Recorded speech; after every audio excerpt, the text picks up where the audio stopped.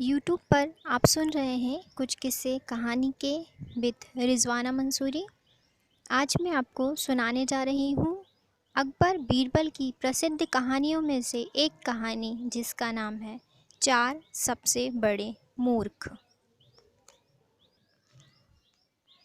अकबर बीरबल की अक्लमंदी की परीक्षा लेने के उद्देश्य से उन्हें विचित्र कार्य सौंपा करते। ऐसा कर उन्हें अति आनंद की प्राप्ति होती। एक दिन दरबार में राजकीय कार्यवाही के मध्य अचानक अकबर बीरबल से बोले, बीरबल, इस राज्य के चार सबसे बड़े मूर्खों को हमारे सामने हाजिर करो। हम तुम्हें 1 महीने का समय देते हैं, तुरंत इस काम में लग जाओ। अकबर का आदेश सुन बीरबल आश्चर्यचकित हुआ, किंतु वह था तो अकबर का मुलाजिम ही। उनका हर हुक्म मानना उसका फर्ज था। वह तुरंत 4 मूर्खों की तलाश में निकल पड़ा।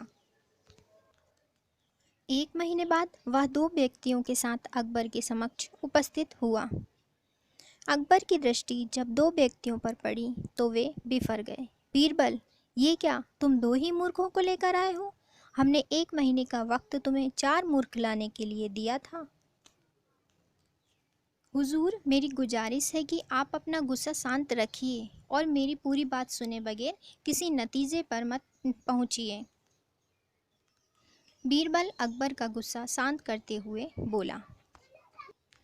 बीरबल की बात सुन अकबर का गुस्सा कुछ ठंडा हुआ।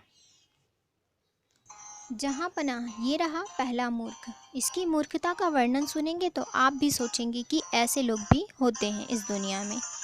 पहले व्यक्ति को आगे कर बीरबल बोला, बताओ ऐसी क्या मूर्खता कर रहा था ये? अकबर ने पूछा। हुजूर, मैंने इस व्यक्ति को बैलगाड़ी पर बैठकर कहीं जाते हुए देखा। बैलगाड़ी चालक के अतिरिक्त बैलगाड़ी पर बैठा ये अकेला व्यक्ति ही था, जिस पर भी इसने अपनी गठरी अपने सिर पर लाद रखी थी। चकित होकर जब मैंने इससे पूछा कि गठरी अपने सिर पर क्यों लाद रखी है, तो ये कहने लगा कि गठरी बैलगाड़ी पर रख दूंगा तो बैल के ऊपर बोझ बढ़ जाएगा, इसलिए मैंने गठरी अपने सिर पर रख ली है। अब इसे मूर्खता नहीं कहेंगे तो क्या कहेंगे? पहले व्यक्ति की मूर्खता का किस्सा सुनकर अकबर के चेहरे पर मुस्कुराहट आ गई। फिर बीरबल ने दूसरे व्यक्ति को आगे किया और बोला, जहाँ पना, ये आदमी तो इससे भी बड़ा मूर्ख है। एक दिन मैंने देखा कि ये अपने घर की छत पर भैंस लेकर जा रहा है। मुझे बड़ा आश्चर्य हुआ तो मैंने इससे पूछ लिया, लेकिन फिर इसका जवाब सुनकर मैंने तो अपना सिर ही पीट लिया। इसने बताया कि इसके घर की छत पर घास उगाई है, इसलिए ये भैंस को छत पर ले जाता है ताकि वह वहाँ घास खा सके। घास काटकर ये भैंस को लाकर खिला सकता है, लेकिन ये मूर्ख तो भैंस को ही छत पर ले जाता है। ऐसा मूर्ख कहीं नहीं देखा होगा आपने। वाकई इन दोनों की कारस्तानी बेवकूफ़ाना है। अब बाकी के 2 मूर्खों को पेश करो। अकबर बोले, हुजूर, नज़र उठाकर देखिए, तीसरा मूर्ख आपको सामने खड़ा दिखाई पड़ेगा। बीरबल बोला। कहाँ बीरबल? हमें तो यहाँ कोई तीसरा व्यक्ति दिखाई नहीं पड़ रहा। अकबर इधर उधर देखते हुए बोले। तीसरा मूर्ख मैं हूँ हुजूर, बीरबल सिर झुकाकर बोला। अब देखिए मुझ पर कितने महत्वपूर्ण कार्यों की जिम्मेदारी है, लेकिन सब कुछ एक तरफ हटाकर मैं 1 महीने से मूर्खों की तलाश कर रहा हूँ। ये मूर्खता नहीं तो क्या है? बीरबल की बात सुनकर अकबर सोच में पड़ गए। फिर बोले, और चौथा मूर्ख कहाँ है बीरबल? गुस्ताखी माफ़ हो हुजूर, पर चौथे मूर्ख आप हैं।